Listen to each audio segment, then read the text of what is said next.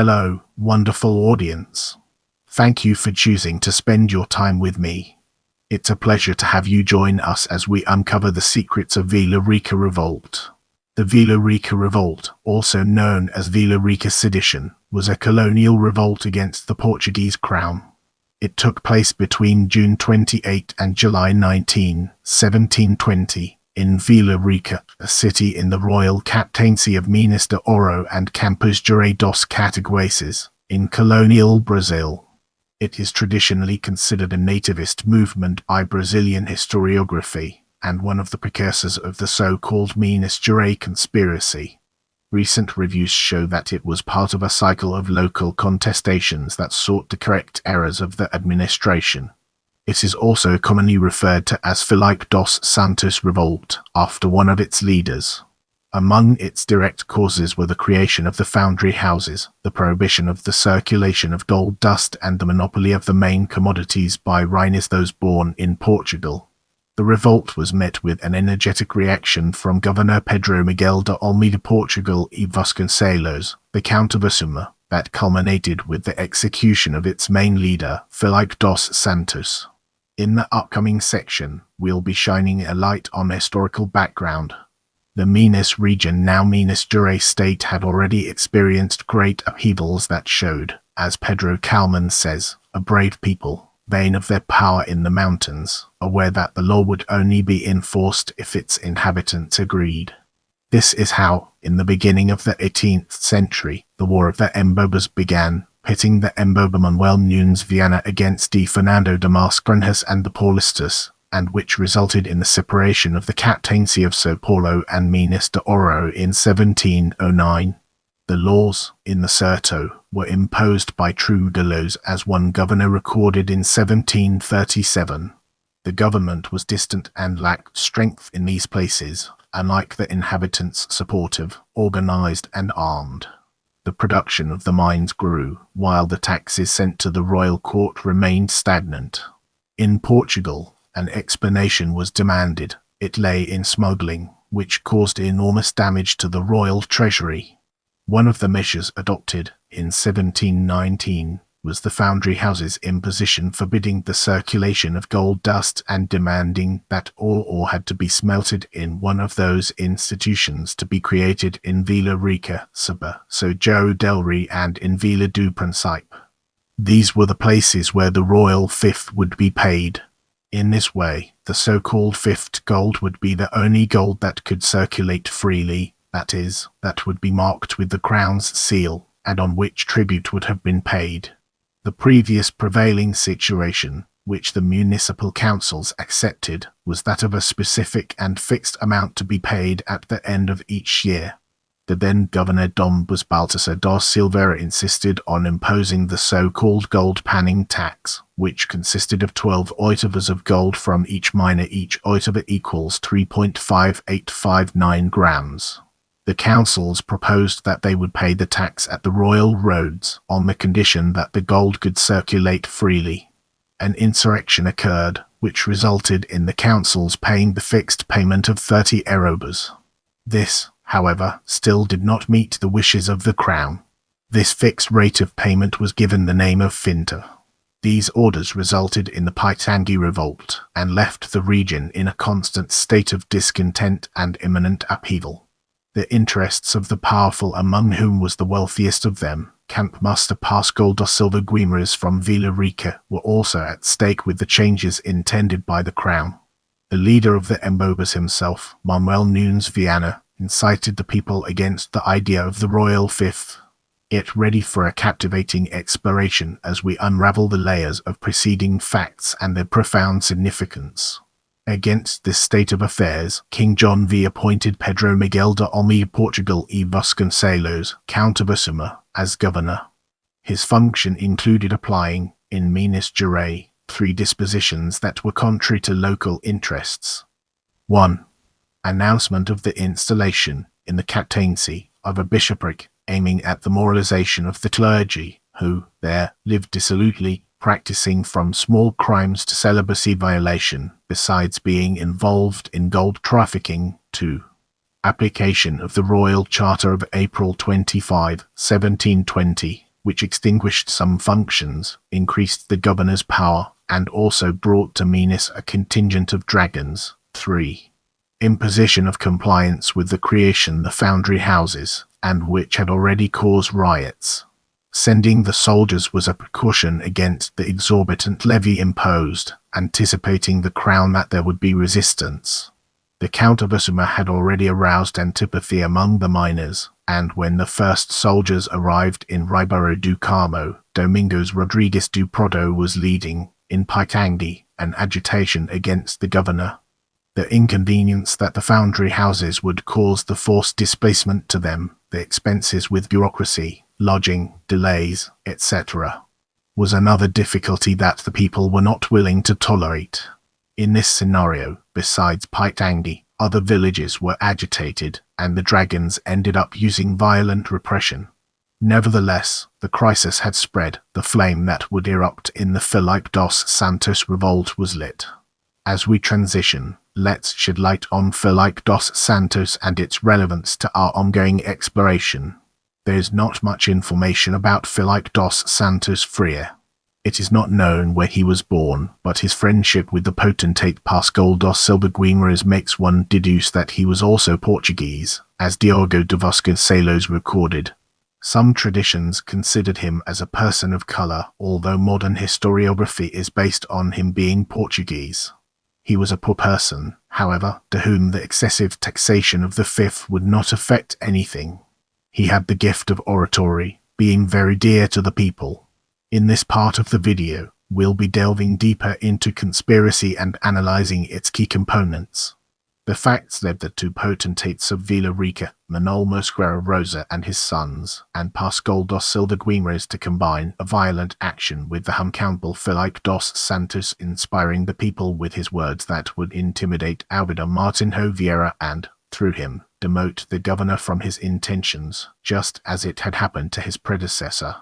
Pascoal dos Silva had other interests, besides his immense fortune, which included rich gold mines, 2 large farms, and more than 2,000 slaves. He owed the crown about 30 arrobas of gold. Despite this, 3 days before the movement broke out, Pascoal's son João dos Silva had written a letter to Assumar, denouncing the conspiracy, but the only action taken then was to bring the fact to the attention of the Almeida. And it was on Street Peter's night, when the bonfires and the sparking of typical feast fires would help conceal their movements, that, around 11 o'clock at night, the conspirators, masked, descended from the woods of Ouro, where Pascoal Guimarães owned his farms and had previously gathered. They then took the streets of Vila Rica towards the house of the Almeida to the cries of "Long live the people!" But Martinho Vieira had already fled. The rebels then headed for the council's building, when Filipe dos Santos took command of the events through oratory. The seditious, in the building, elaborated a memorial to the governor, then still in his palace in Ribeiro do Carmo. The literate José Peixoto da Silva was responsible for writing it, and it contained the claims of the miners' reduction of various taxes, decrease in procedural costs, abolition of the commercial monopolies of cattle, tobacco, liquor and salt, and of the foundry houses. They would not lay down their arms until they had met all the pleas. Filipe dos Santos sends José Peixoto himself as his emissary to the governor. As we progress, let's shine a spotlight on Minas Gerais rises and examine its intricate interplay within our topic. José Peixoto goes to Ribeiro do Carmo, the original name of the city of Mariana, taking the document of the seditionists to the Count. He goes at a gallop, shouting all the way, "The Gerais are risen."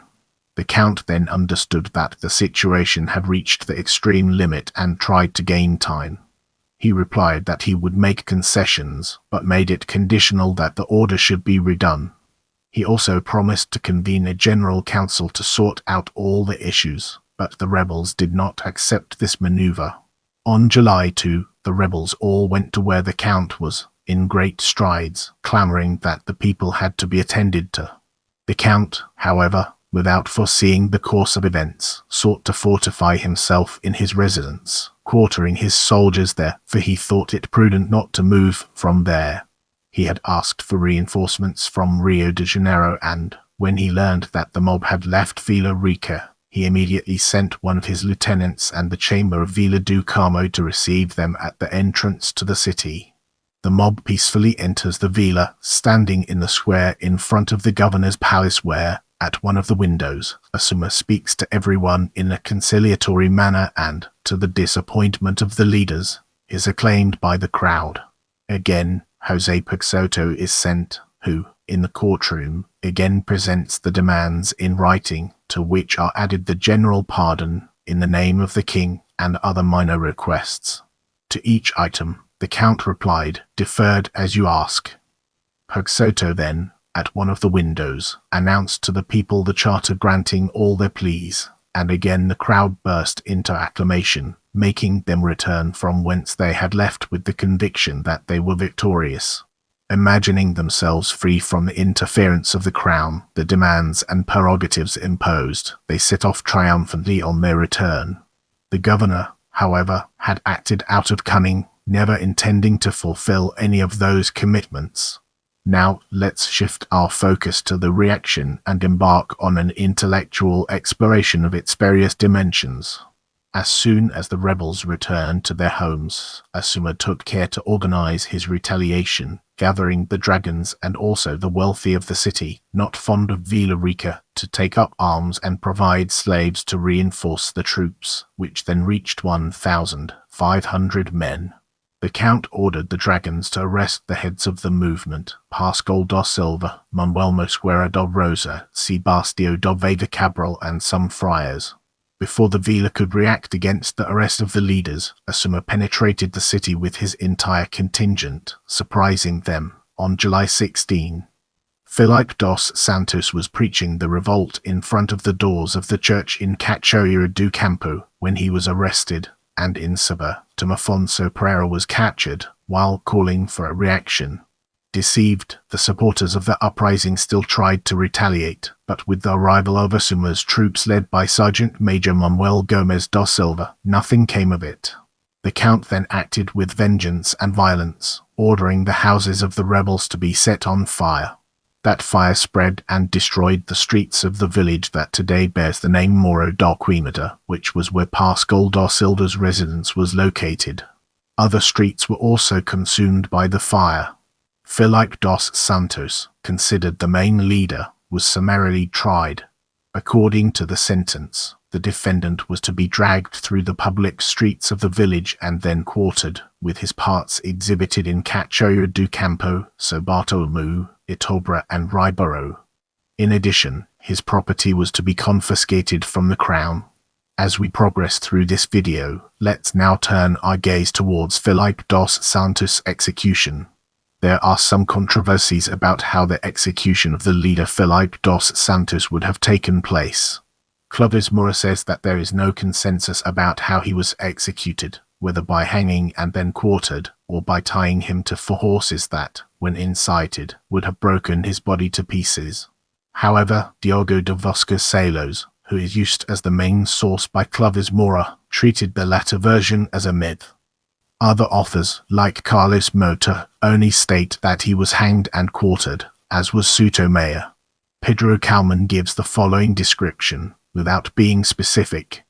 Mota, however, adds that after the quartering, he had his severed head hung from a pole, and the other parts of his body exposed along the roads. As we enter this new chapter, let's navigate the complexities of the consequences and unravel its multifaceted nature. Winner, the Count of Assumar imposed all his wills. The chambers were silent, the people were submissive while the governor's police watched over the entire district, with heavy legislation that subdued everyone. The foundry houses were then installed, starting to function as of 1725. The roads became even more limited for the gold flow, in order to avoid smuggling and tax evasion. A safe conduct system was created, and customs and toll stations were erected on the roads leading to the mining regions. Despite this, discontent remained latent. Other revolts occurred in Brejo do Salgado 1736, Montes Claros 1736, the Carvalho Conspiracy 1775, and, even with the increased surveillance, New forms of smuggling evaded inspection, increasing the exchange with the Rio de la Plata region. One can still point out as a consequence of the uprising the emancipation of the Captaincy of Minas do Ouro from that of São Paulo, and the fact that it has been registered that, in the movement, people were talking about an idea of a republic, making the revolt being considered the precursor to the Minas Gerais Conspiracy of 1789. The time has come to unravel the secrets behind document and gain a deeper understanding. After the events, the Count of Assumar recorded. As we progress through this video, let's shift our attention towards analysis and uncover its hidden depths. According to Filipe dos Santos, when all is said and done, the revolt of 1720 was not genuinely popular. In reality, however, it was already gradually forming and affirming the consciousness of the new nationality, so that open resistance to the excesses of power emerged. Silva and Bastos consider it as of merely local amplitude, and which did not seek to contest Portuguese domination, but only against its abuses, without any emancipationist intention. In this part of the video, we'll be delving deeper into cultural impact and analyzing its key components. The poet Cecilia Miles left, in her Romancero do Inconfidencia Romance of the Inconfidence, a song in which she laments the Count of Assumar's destruction and persecution of Filipe dos Santos and the other rebels. There, her verses portray a cruel executioner. They say the Count laughed, but the ones who laugh also cry, for he abused power and betrayed his own word. Carlos Drummond de Andrade also consigned about the same place that are rough, cruel, and it comes from that day in July 1720, when the Count of Assumar's soldiers set fire to the city of Ouro. Get ready to uncover the mysteries surrounding Archaeological Park as we navigate its intriguing terrain. One of the key places of the uprising, Morro do Queimada, was transformed into the Archaeological Park of Morro do Queimada, approved by the Ministry of Culture, and published in the Official Gazette of the Federal Government on December 21, 2005. The project aims to create an icomuseum, consisting of an iconographic collection, preservation of the historical site and also historical research, among others. Don't forget to hit that notification bell so you never miss an update from my channel.